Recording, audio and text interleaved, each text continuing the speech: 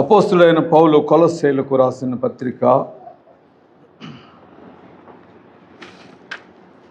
3వ అధ్యాయం. పౌలు కొలస్సీయులకు రాసిన పత్రిక 3వ అధ్యాయము మొదటి 4 వచనాలు మనం చదువుకున్నాం. ముందుగా మనము మొదటి వచనాన్ని ధ్యానించుకుందాం. అపోస్తులైన పౌలు కొలస్సీయులకు రాసిన పత్రిక 3వ అధ్యాయము మొదటి వచనం. నాతో కలిసి మీరందరూ చదవాలని కోరుతున్నాను. అందరము కలిసి ఈ వచనాన్ని చదువుకుందాం. కొలస్సీ 3 మొదటి వచనం ప్రారంభించుదాం. మీరు క్రీస్తుతో కూడా లేపబడిన వారైతే పైనున్న వాటినే వెదకుడి, అక్కడ క్రీస్తు దేవుని కుడి పార్శ్వమున కూర్చుండి ఉన్నాడు. దేవుడు తన వాక్యమును మన వినికిడిలో మన ఆత్మీయ మేలుల నిమిత్తము దీవించునుగాక. ఆమేన్. అందరు చెప్తే బాగుంటుంది. ఆమేన్. చిన్న ప్రార్థన చేసుకుందాం. కృపగలిగిన తండ్రి, మీరు మాతో మాట్లాడుతుండగా యెరూషలేము క్షేమం కొరకు ప్రార్థన చేయొచ్చు. పరిశుద్ధాత్ముడు మమ్మల్ని హెచ్చరించినప్పుడు మెడవంచగల కృప దయచేయమని, క్రీస్తు రక్తం నందలి రక్షణకు, కృపకు, గాయములోని స్వస్థతకు మమ్మల్ని ప్రతిష్ఠించుకుంటూ ఏక మనస్సును ఏకాత్మను దయచేయమని, ఇంకనూ నీ వాక్యం చేత ముద్రించబడవలసిన వారిని నడిపించమని, జీవము గల నీ సన్నిధి హస్తములకు మా అందరి ప్రాణాత్మ జీవనాన్ని అప్పగించి ప్రతిష్ఠించి యేసు నామమును అడిగి వేడుకొనుచున్నాము తండ్రి. సంఘములతో ఆత్మ చెప్పుచున్న మాట చెవిగలవాడు, సంఘములతో ఆత్మ చెప్పుచున్న మాట చెవిగలవాడు. ఒక చిన్న బిడ్డ చనిపోయింది. యేసు ప్రభువును అక్కడికి తీసుకెళ్ళారు. ఎవరికి తెలియదండి, చనిపోయిన వ్యక్తిని చూడగానే ఒళ్ళు చల్లబడుతుంది కదా, ఒళ్ళు చల్లబడిపోద్ది. శరీరంలో ఏ అవయవము కదిలించబడినా కూడా అది కదలదు, ఊపిరి ఆగిపోతుంది. అందరికీ తెలుసు ఆ బిడ్డ చనిపోయిందని, అందరూ ఏడుస్తున్నారు. యేసు ప్రభు వారు వెళ్ళి అన్నాడు, ఆ బిడ్డ నిద్రించుచున్నదే కానీ చనిపోదు. హేళన చేశారంట, అందరూ హేళన చేశారు. ప్రభువు వారి శిష్యులను తీసుకొని ఆ గదిలోకి వెళ్ళి మిగిలిన వాళ్ళందరినీ బయటికి పంపించేశారు. పంపించి ఆ బిడ్డ దగ్గరికి వెళ్ళి తల్లితా కుమి అనగానే లేచి కూర్చో. తల్లిదండ్రులు పిలిచి చెప్పాడు వారికి, ఆ పాపకు ఆహారం పెట్టాడు. ఆ బిడ్డ లేచేంత వరకు ప్రభుని మాటలు ఎవరికి అర్థం కాల. ఎందుకంటే ప్రభువు ఆ బిడ్డ జీవమును గూర్చిన అధికారము కలిగిన వాడు కాబట్టి. మిగిలిన వారికి తెలియదు ఈ సంగతి. లాజరు సమాధి దగ్గరికి వెళ్ళాడు ప్రభు. 4వ రోజున సమాధి బయట నిలబడినప్పుడు అందరూ రకరకాల మాటలు అన్నారు. ఏమి చేస్తాడో చూద్దాం అన్న. ఇక్కడ ప్రభు ఏమి ప్రార్థన చేయలే. ఆయన అన్న మాట ఏంటంటే, ఇక్కడ జరిగేవన్నీ నీ వలన జరుగుతున్నాయి, అవన్నీ నేను ముందే చూశాను, కానీ అపనమ్మకము కలిగిన ఈ జనుల కొరకు ప్రార్థన చేస్తున్నా అన్నాడు. లాజరును పిలిచినప్పుడు లాజరు మరణపు కట్లతో బయటికి వచ్చాడు. ప్రభు అన్నాడు, ఆ మరణపు కట్లు తీసి అతనిని నడవని. ఎవరికి, క్రైస్తవులను పిలుచుకునే ఎవరికి ప్రభువును గూర్చిన సంపూర్ణ జ్ఞానం ఉందండి. క్రైస్తవులను నేను గమనించేటప్పుడు నాకు అర్థమయ్యేది ఏంటంటే, క్రైస్తవులందరికీ క్రీస్తు శరీరపు జన్మను గూర్చిన జ్ఞానము తప్ప పరలోక సంబంధమైన క్రీస్తును గూర్చిన జ్ఞానము లేదు, లేదా తక్కువగా. హూ ఈజ్ క్రైస్ట్ అని అడిగి చూడండి, ఏం చెప్తారు? మన కొరకు ఈ లోకంలో పుట్టిన వ్యక్తి, లేక మన కొరకు మరణించిన వ్యక్తి అంటారే తప్ప, మన ఆత్మల మీద అధికారము కలిగి మన ఆత్మలను తన యొద్దకు చేర్చుకున్నట్టుకు తిరిగి రానయ్యున్న రాజులకు రాజు అని చెప్పేవాళ్ళు ఎంతమంది ఉంటారండి? పరిశుద్ధ దేవుని సన్నిధిలో ప్రభువును అర్థం చేసుకునేటువంటి వారు చాలా తక్కువ మంది. ఆయనను ఆయనగా ఎరిగిన వారు చాలా తక్కువ మంది. ఇక్కడున్న మాట ఏంటంటే, పైనున్న వాటినే వెదకుడి. ఏముంది పైన? పైన ఏముందండి? మనం సృష్టి క్రమాన్ని చూస్తే 3వ దినమున ఆయన చెట్లు ప్రతి ఫలవృక్షాన్ని చేశాడు. భూమి విత్తనములిచ్చు చెట్లను మొలిపించునుగాక అవన్నీ వచ్చినాయి. మొదటి దినమున వెలుగును నిర్మించాడు, చీకటి. 4వ దినములోకి వచ్చేసరికి సూర్యుడు, చంద్రుడు, నక్షత్రం. 5వ దినమున పక్షులు, మత్స్యములు. 6వ దినమున పురుగులు, జంతువులు, తర్వాత నరుడు. 2వ దినం ఏమి జరిగింది? ఆయన పైనున్న జలములను క్రింది జలములను వేరుపరచి, క్రింద భూమి మీద నుండి మనకు పైన కనబడే ఆకాశం వరకున్న దానిని ఆయన ఆకాశం అని పిలిచాడు. You are walking on the earth, కానీ నువ్వు ఉన్నది ఎక్కడో తెలుసా? ఆకాశములో. పైన నాకు కనబడేవన్నీ మేఘాలే. విమానంలో దాదాపు 30,000 అడుగులు ఎత్తేళ్తే ఏం కనబడుతుంది? మేఘాలు తప్ప. ఇక్కడ ఏమంటున్నాడంటే పైనున్న వాటినే వెదకుడి. ఏముంది పైన? ఎక్కడుంది? ఇక్కడ రాయబడిన మాట ఏంటంటే అక్కడ, అంటే పైన క్రీస్తు దేవుని కుడి పార్శ్వమున కూర్చుండి ఉన్నాడు. నీకు పైన ఆకాశము కనిపిస్తుండొచ్చు, లేక విశాలము కనిపిస్తుండొచ్చు, కానీ ఆత్మలో నువ్వు పైకి చూడగలిగితే, నాట్ విత్ ఫిజికల్ ఐస్, ఆత్మలో నీవు పైకి చూడగలిగితే తండ్రిని, ఆయన ప్రక్కన కూర్చున్న క్రీస్తుని చూడగలవు. ఏమి గుర్తొస్తుంది ప్రభువును చూస్తే? అవసరాలు కదా. నేను ఒకసారి ఒక కథ చదివాను, మీకు చెప్పానేమో గుర్తులేదు. 2 వ్యక్తులు తపస్సు చేస్తున్నారు. 2 వ్యక్తులు తపస్సు యొక్క ముఖ్య ఉద్దేశం వారికి ఆశీర్వాదం కావాలి. కానీ 2వ వ్యక్తిని చూసిన ఒకడు, అతనికెందుకు ఇవ్వాలి ఆశీర్వాదాలు? నేను పొందుకుంటాను, అతనికి కూడా దేవుడు కనబడిస్తే అప్పుడు నా తపస్సులోని గొప్పతనం ఏముందని తన మనసులో అనుకొని, నేను ముందు నుంచి చేస్తున్నాను కదా, దేవుడు ముందు నా దగ్గరికే రావాలనుకొని తపస్సు చేయడం మొదలుపెట్టాడు. ఇది కట్టుకథే. సరే, దేవుడు అలాగే వచ్చాడంట. ఏం కావాలి నీకు? నీ తపస్సు మెచ్చాను. ఏం కావాలంటే ముందు అతని దగ్గరికి వెళ్ళు, అతను ఏమి కోరుకుంటాడో దానికి 2 నాకు దయచేయాలి. అది విన్నాడు అవతల వ్యక్తి. ఇప్పుడు అతనేమనుకుంటాడు? నాకు 1 ఇస్తే అతనికి 2 వస్తాయి కదా, కాబట్టి ఏదో ఒకటి చేయాలనుకొని దేవుడు రాగానే నీకేం కావాలంటే నాకు ఒక కన్ను పోవాలన్నాడు. అప్పుడు అవతల వాళ్ళకి ఎన్ని కళ్ళు పోతాయి? దేవుని వైపు చూచి శరీర సంబంధమైన ఆశీర్వాదాలు కోరుకునే వాళ్ళు ఎంతమందో క్రైస్తవులలో.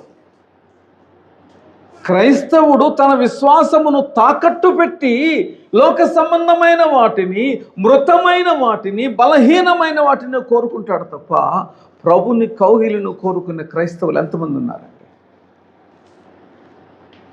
నన్ను చేర్చుకో ప్రభువా అని ప్రార్థించిన వాళ్ళు బైబిల్లో కొందరున్నారు. నన్ను చేర్చుకో, డోంట్ లెట్ మీ డౌన్.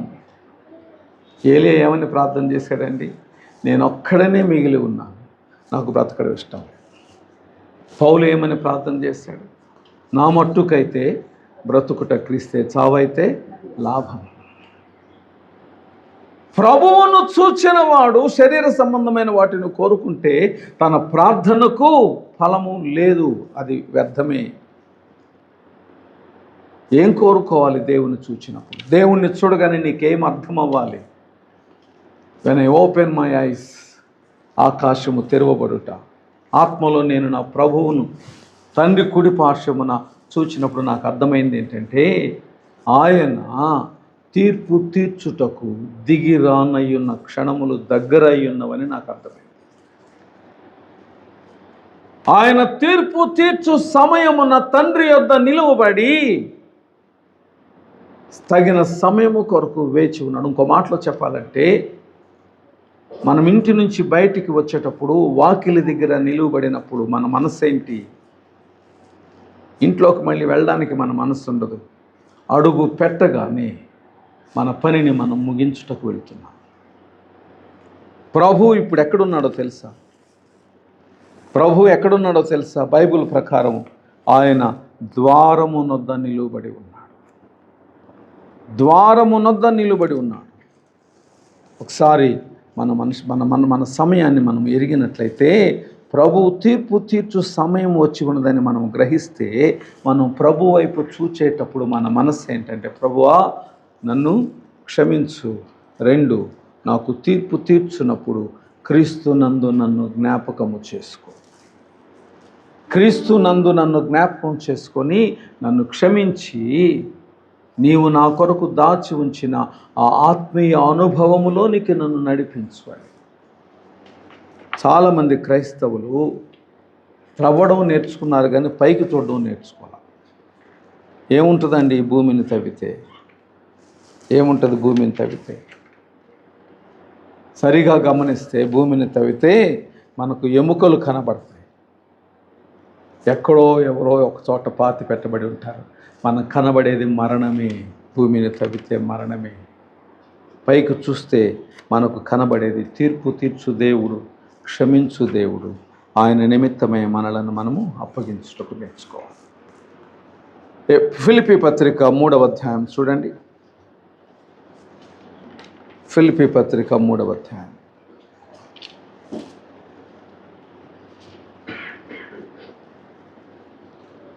పన్నెండు నుండి చదువుతున్నాను. ఫిలిప్పీ 3:12 నుండి. సహోదరులారా, ఇదివరకే నేను గెలిచి తినని అయినను, ఇదివరకే సంపూర్ణ సిద్ధి పొంది తిని అయినను నేను అనుకొనుట లేదు. కానీ నేను దేని నిమిత్తము క్రీస్తు యేసు చేత పట్టబడి తినో దానిని పట్టుకొనవలనని పరిగెత్తుచున్నాను. ఎక్కడికి పరిగెడుతున్నాను?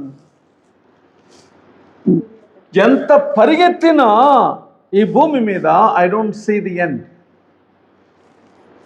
ఎందుకంటే భూమి చుట్టూ పరిగెడతనే తప్ప ఒక భాగం అనేది ఏమీ ఉండదు. ఇక్కడ వరకే పరిగెత్తాలి. గురి యొద్ద ఏంటి నా గురి? క్రైస్తవుని గురిని అడిగి చూడండి. అందరి ముందు అడిగితే వాళ్ళు చెప్పే గురి వేరు. వారి హృదయాన్ని వారు అడిగితే అది చెప్పే గురి వేరు. నేనేదో సంపాదించాను, ఇప్పటికే సంపూర్ణ సిద్ధి పొందాను, ఐఎమ్ పర్ఫెక్ట్ అనుకునేవాడు ఎవరైనా పరిగెత్తడు. ఎందుకంటే తనకు కలిగిన దానిలో తాను సంతృప్తి పడడం నేర్చుకుంటాడు. నేను అలా అనుకొనట్లేదు కాబట్టి పరిగెడుతున్నాను అంటున్నాడు. తర్వాత మాట చూడండి. సహోదరులారా, నేను ఇదివరకే పట్టుకుని ఉన్నానని తలంచుకొనను. అయితే ఒకటి చేయుచున్నాను, వెనుక ఉన్నవి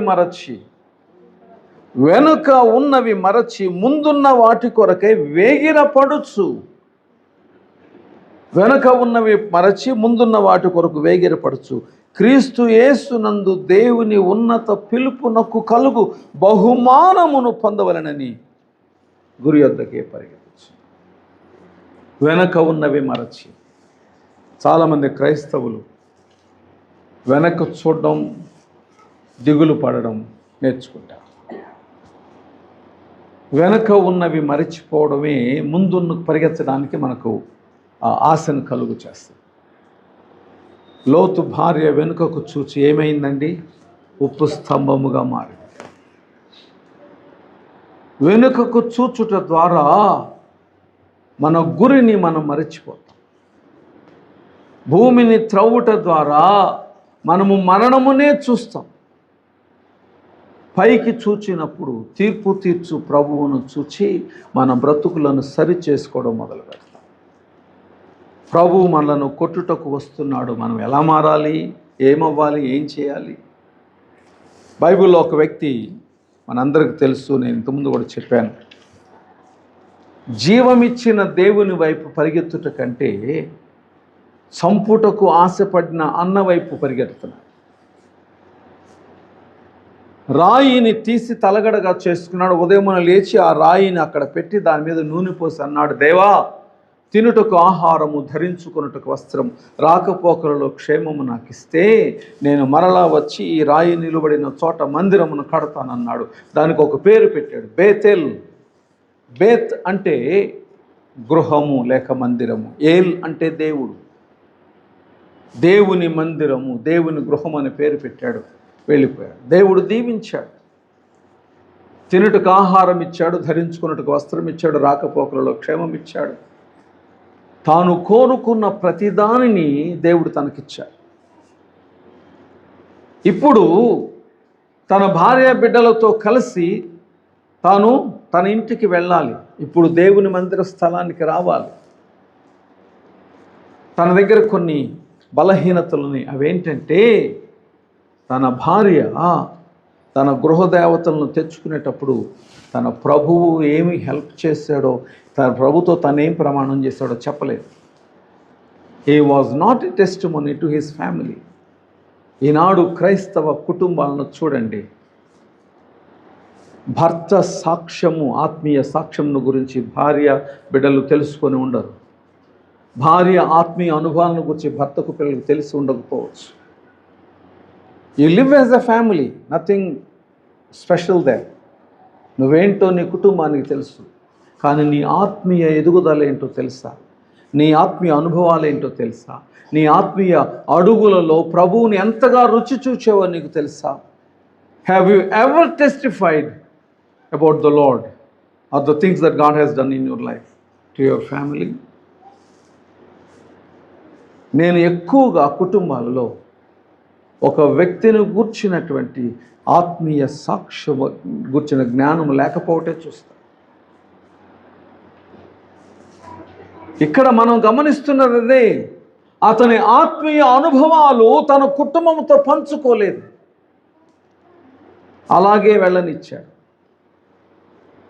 తన బిడ్డలకు దేవుని గుర్చిన జ్ఞానమును గుర్చి చెప్పాడే తప్ప దేవునిలో ఎదుగుట ఎలాగో చెప్పాల.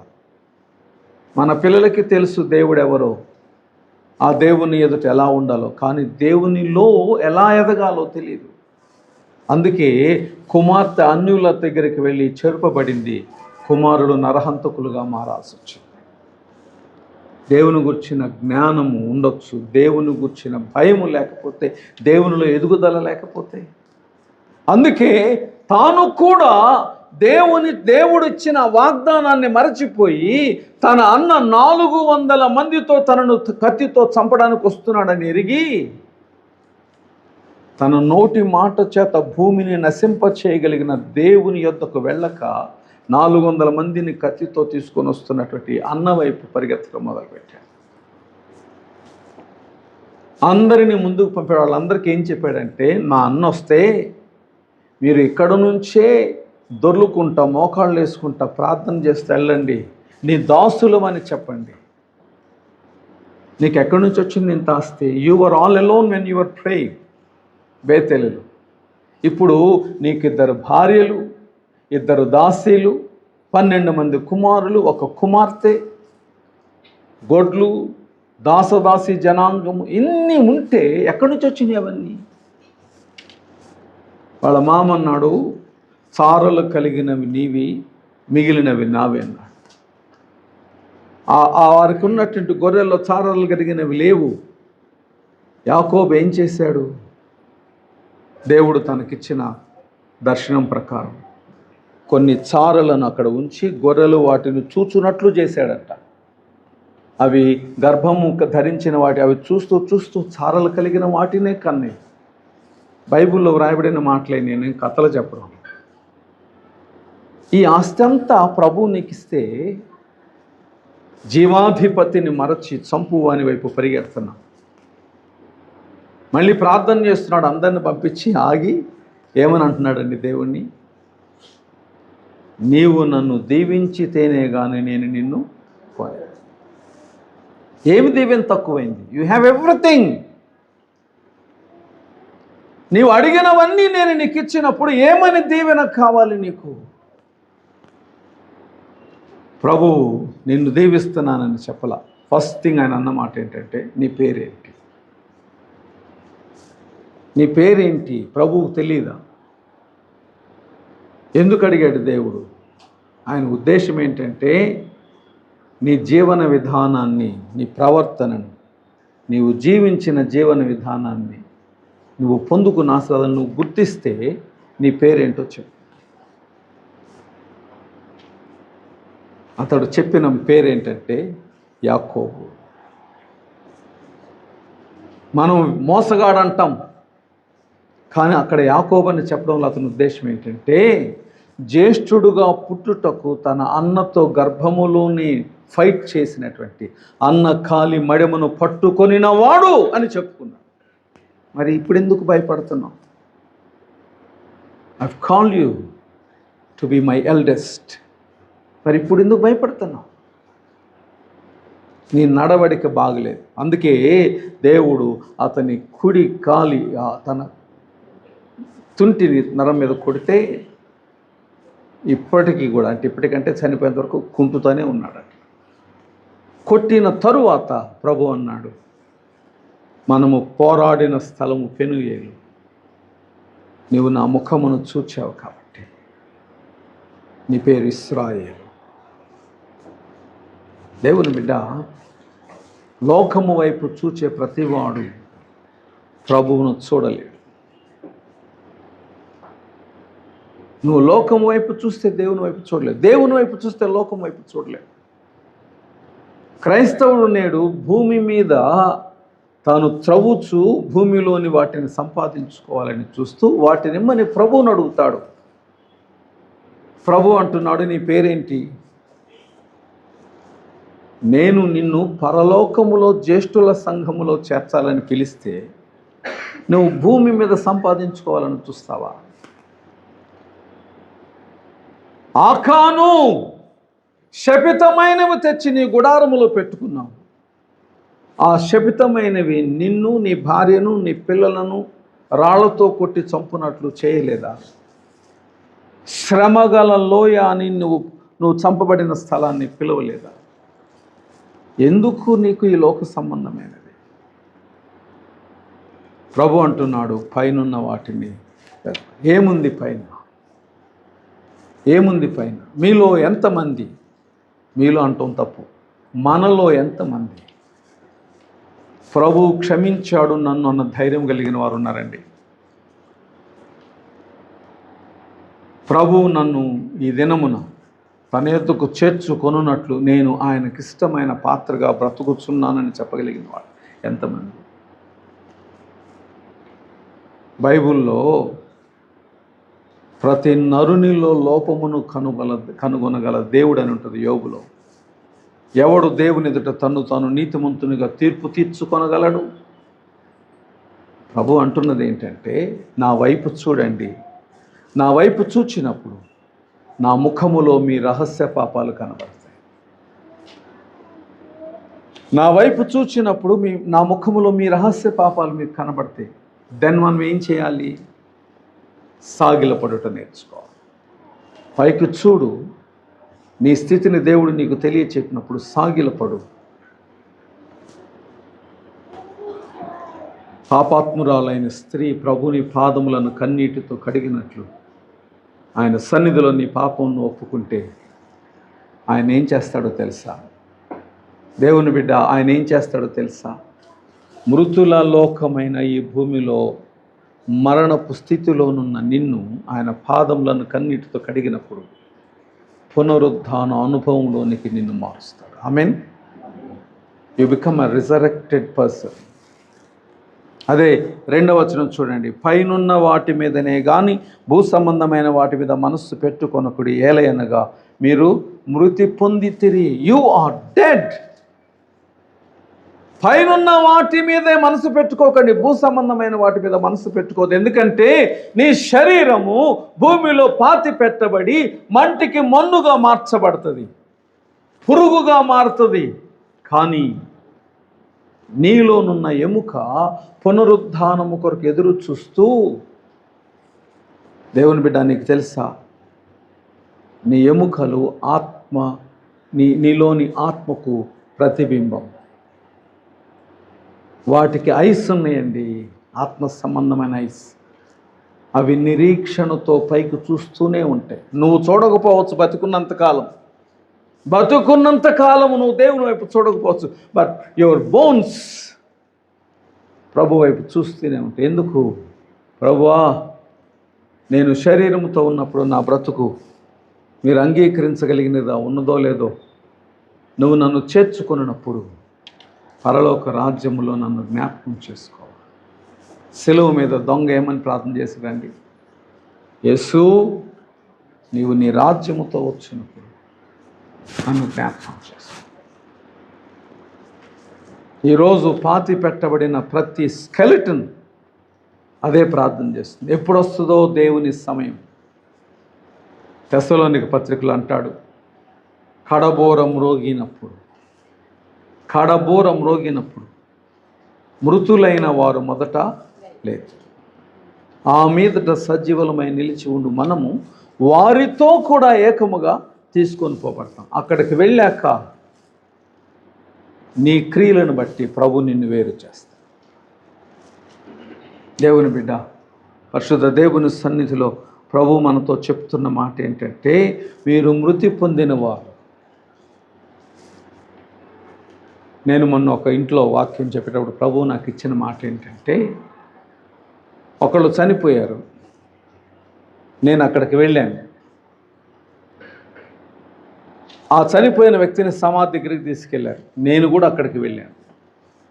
అప్పటి వరకు జీవించుచున్న వ్యక్తి చనిపోగానే మేము చూడడానికి వెళ్ళాం. దేన్ని చూడడానికి వెళ్ళాము? అక్కడ ఆ చనిపోయిన వ్యక్తి ఆత్మ లేదు, తీసుకుపోబడింది. శరీరాన్ని మాత్రమే చూడడానికి వెళ్ళాం. ఆ శరీరాన్ని చక్కగా స్నానం చేయించి అలంకరించారు.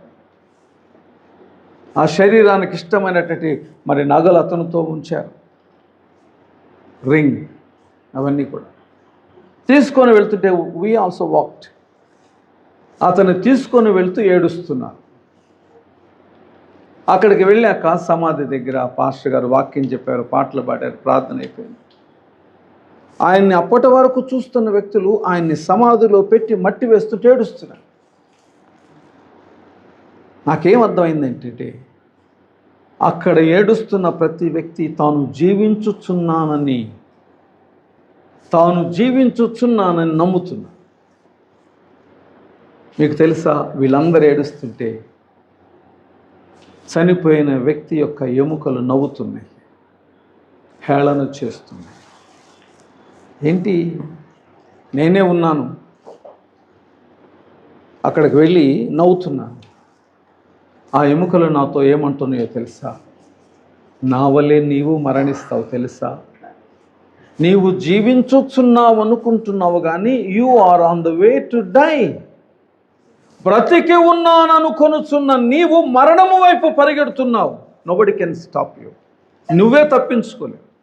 కానీ నేను చనిపోయానని మీరు అంటున్నారు. నేను సజీవుల లెక్కలో చేర్చబడి నా ప్రభువును కన్నులారా చూచుచున్నాను. ఆమేన్. ఇప్పుడు చచ్చిపోయింది ఎవరండి? నేను చనిపోయే వారిలో పడేవాడిని, వాళ్ళు జీవించుచున్నారు. నరులెల్ల నన్ను చంప ఏ తెంచినా యెహోవాయే నాకు శరణందును. ఎంత చక్కటి అనుభవం. నేను చనిపోవచ్చు, కానీ యెహోవా నా శరణం. త్వరలోని ధర వీడి పరలోకమేగుదు, నా స్వామిని నేను కనులారగాంచెదా. ఇంకో వచనంలోని మాటలు, నా జీవమా నీకు దిగులేలని. ఈ లోకములో త్రవ్వబడేటువంటి భూమిని, భూమిలోని వాటిని వెతికేటువంటి ప్రతివాడు జీవము లేనివాడు, నిరీక్షణ లేనివాడు, ప్రభువును గుర్చిన జ్ఞానములో ఎదుగుచున్నవాడు కాడు. ప్రభువును హత్తుకునే ప్రతివాడు భూమి మీద ఉన్న వాటిని సంపాదించుకోవద్దని ఎక్కడ చెప్పలా బైబిల్లో. సంపాదించుకోండి, కానీ అవి విడిచి వెళ్తామని తెలుసుకోండి. So you don't love them. నేను ఒక ఇల్లు కట్టుకున్నాను, ఆ ఇంటి మీద ఒక పేరు, నా పేరు పెద్ద అక్షరాలతో రాయించుకున్నాను. What happens to it when I die?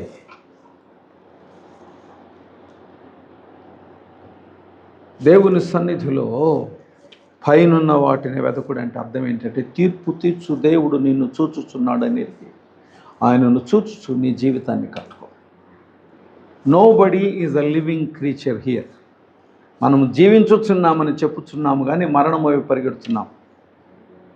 ఇంకో 12 రోజుల్లో నేను 65 కంప్లీట్ చేసుకుంటా, అప్పుడు దాకా బతుకుంటే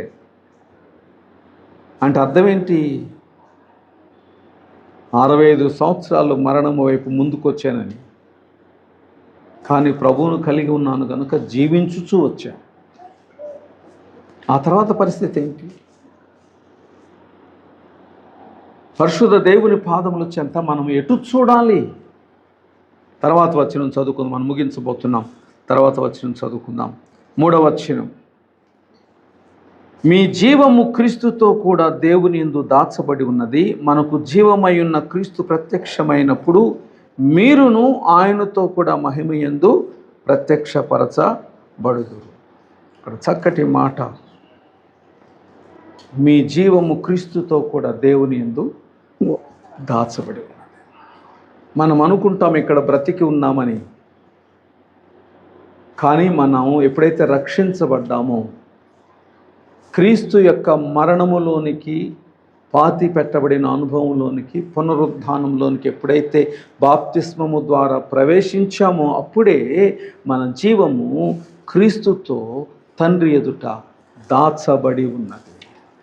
ఎందుకు దేవుడు అలా దాచిపెట్టాడంటే అపవాది నిన్ను తాకకుండున్నట్లు, బలహీనతల చేతను దేవుని నుంచి దూరపరచబడకుండున్నట్లు, శరీరమును కలిగి ఉన్నానని అనుకొని పాపము చేత శోధించబడదువేమోనని ప్రభువు నీతో చెప్తున్నది ఏంటంటే, నీకు శరీరం ఉన్నది కానీ you are not a living person, you are dead. నీ ఆత్మ మాత్రమే జీవించుచున్నది. నీవు పునరుద్ధానుడవని ప్రభు నీతో చెప్తున్నాడు. నేను మీ ముందు నిలబడ్డాను, మీకు నా శరీరం కనబడుతుంది, నేను మాట్లాడుతున్నాను, కళ్ళు కదుపుతున్నానంటే నేను జీవించుచున్నాను, ప్రాణం ఉంది. దేవుని సన్నిధిలో మీతో కలిసి దేవుని యందు ఆనందిస్తున్నట్టే ఆత్మ ఉంది నాలో. కానీ మీకు తెలుసా, శరీరంలో నేను ప్రాణము, జీవము, ఆత్మ కలిగి ఉన్నాను, కానీ నా ఆత్మీయ అనుభవాలు నా ప్రభుని కౌగిలిలో కన్నీరు తుడువడుచున్నది. ఇది మాత్రమే మనం చూడగలుగుతాం. కానీ నా ఆత్మీయ అనుభవాలలో నా కన్నీరు తుడుబట్టి ఎంతమంది చూస్తారు? నాతో పాటు సాక్షులుగా ఉన్న మీలో కొందరు చూడగలరు, అందరూ చూడలేరు. ఎందుకంటే ఆ అనుభవంలో ప్రవేశించిన వారు తప్ప మరెవరికి నేను ఆత్మీయంగా కనబడను. శరీరంలోనే నన్ను చూచేవాడు, శరీరంలోనే నన్ను బేరీజు వేస్తాడు, కానీ ఆత్మలో నన్ను చూచేవాడు. అందుకే ఇక్కడ రాయబడిన మాట ఏంటంటే, మనకు జీవమైన క్రీస్తు ప్రత్యక్షమైనప్పుడు మీరును ఆయనతో కూడా మహిమయందు ప్రత్యక్షపరచబడతారు. నన్ను చూచినప్పుడు మీకు నా ముఖం కనబడుతుంది, కానీ నేను క్రీస్తులోనికి మార్చబడ్డానని మీరు ఎంతమంది నన్ను చూడగలరు? దయచేసి గమనించండి. మరి ఒక వచనాన్ని మీ ముందు చదివి నేను ముగిస్తాను.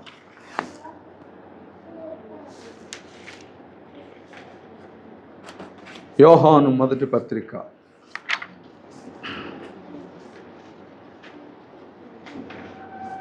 3వ అధ్యాయం. యోహాను మొదటి పత్రిక 3వ అధ్యాయం.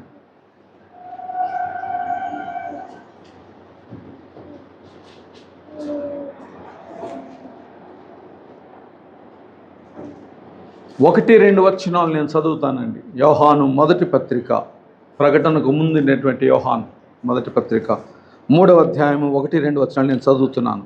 మనము దేవుని పిల్లలమని పిలువబడినట్లు తండ్రి మనకెట్టి ప్రేమను అనుగ్రహించునో చూడుడి. మనము దేవుని పిల్లలమే. ఈ హేతువు చేత లోకము మనలను ఎరుగదు, ఏలయనగా అది ఆయనను ఎరుగలేదు. ప్రియులారా, ఇప్పుడు మనము దేవుని పిల్లలమై ఉన్నాము. మనం ఇక ఏమవుదామో అది ఇంకా ప్రత్యక్షపరచబడలేదు. కానీ ఈ మాట చూడండి, ఆయన ప్రత్యక్షమైనప్పుడు ఆయన ఉన్నట్టుగాని ఆయనను చూతుము గనుక ఆయనను పోలి ఉందుమని ఎరుగు. శరీరములో you might look at my face and say this is Gripson. కానీ ఆత్మలో నువ్వు నన్ను చూచినప్పుడు, అంటే ఆత్మలో నేను ప్రవేశించి నువ్వు నన్ను చూచినప్పుడు నన్ను క్రీస్తు సారూప్యములో చూస్తావు, నేను నిన్ను క్రీస్తు సారూప్యంలో చూస్తాను. అందుకే ప్రభువు నాకు చెప్పే మాట ఏంటంటే, పైనున్న వాటిని వెదకుడి, భూ సంబంధమైన వాటి మీద మనస్సు పెట్టుకొనకుడి. ఏలయనగా క్రీస్తు దేవుని కుడి పార్శ్వమున కూర్చుండి ఉన్నాడు. ఏం చేస్తున్నాడు? Praying for me, praying for you.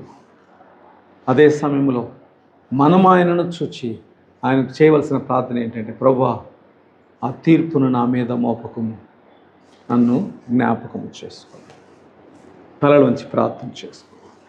నా వారలే నన్ను వెలివేసిన ఏకాకినై నేను మిగిలిపోయినా, నా వారలే నన్ను వెలివేసిన ఏకాకినై నేను మిగిలిపోయినా, యెహోవాయేనా సకల బంధువర్గము, యెహోవాయేనా సకల బంధువర్గము, నా స్వామి పద సేవ నా పాలి భాగ్యము, నా జీవమా నీకు దిగులేలని, నా జీవమా నీకు దిగులేలని,